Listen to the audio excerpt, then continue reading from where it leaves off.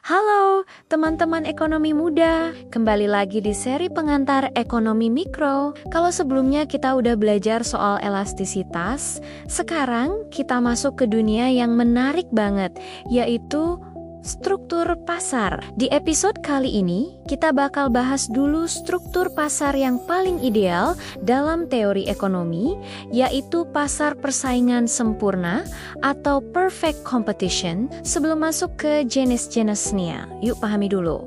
Struktur pasar itu apa sih? Sederhananya, struktur pasar adalah cara suatu pasar diorganisir berdasarkan beberapa faktor, seperti jumlah penjualnya, sifat produknya, dan seberapa besar kekuatan penjual untuk menentukan harga. Nah, berdasarkan faktor-faktor itu, para ekonom biasanya membagi pasar jadi 4 bentuk utama. Pertama, ada persaingan sempurna yang akan kita bahas hari ini. Kedua, ada persaingan monopolistik.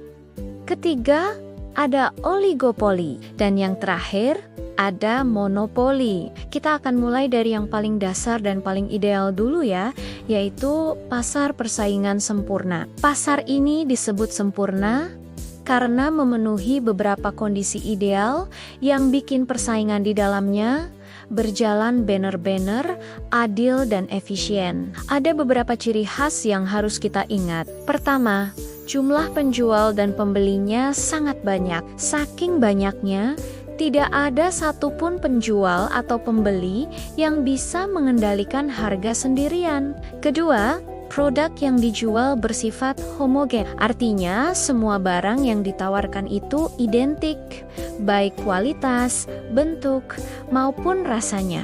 Contoh gampangnya seperti beras, garam, atau telur. Pogi konsumen. Telur dari penjual A sama saja dengan telur dari penjual B.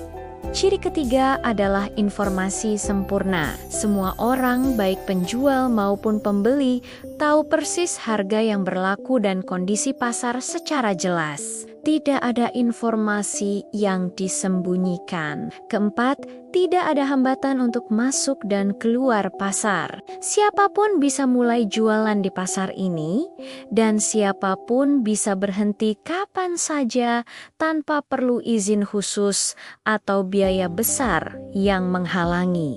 Dan yang kelima, ini yang paling penting, penjual adalah pengambil harga atau price taker. Mereka tidak bisa seenaknya menaikkan harga. Kenapa? Karena kalau mereka jual sedikit lebih mahal saja, pembeli akan langsung pindah ke penjual lain yang harganya lebih murah. Contoh nyata, pasar persaingan sempurna di dunia modern memang jarang banget yang 100% ideal. Tapi, beberapa pasar tradisional seperti pasar sayur, pasar ikan, atau pasar hasil pertanian lainnya cukup mendekati konsep ini. Coba deh bayangin, kamu lagi jualan cabai di pasar tradisional. Kalau harga cabai di semua lapak rata-rata Rp30.000 per kilogram, kamu nggak bisa tiba-tiba jual Rp40.000.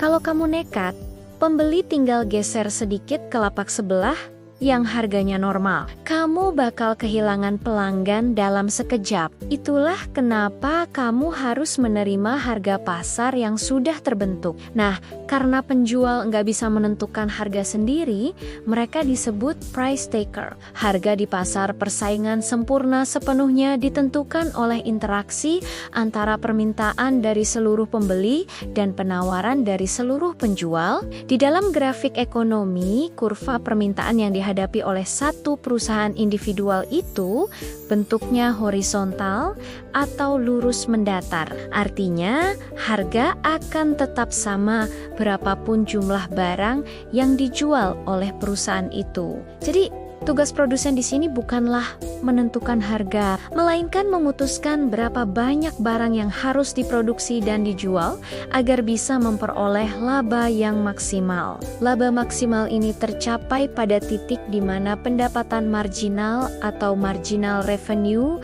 sama dengan biaya marginal atau marginal cost.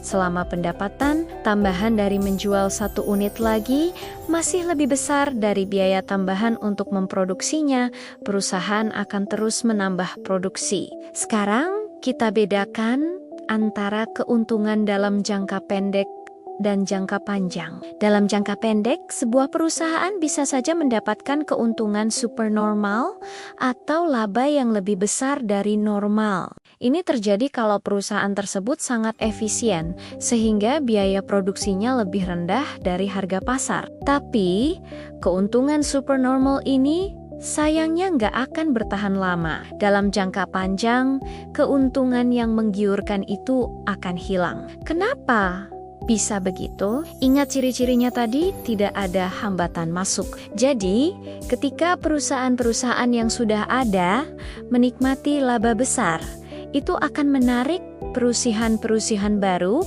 untuk ikut masuk ke pasar dan mencari keuntungan. Semakin banyak perusahaan baru yang masuk, maka total penawaran barang di pasar akan bertambah.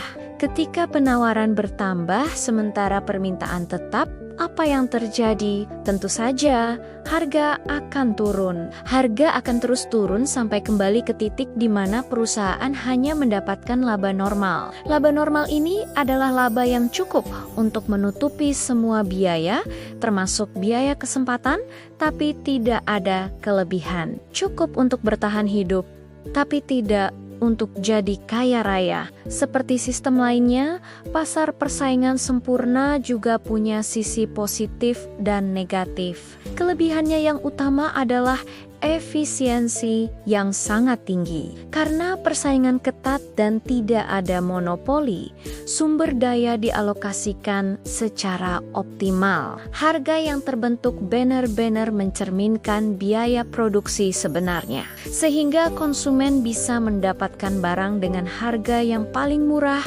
dan paling adil. Tapi, ada juga kelemahannya. Pertama, inovasi cenderung rendah.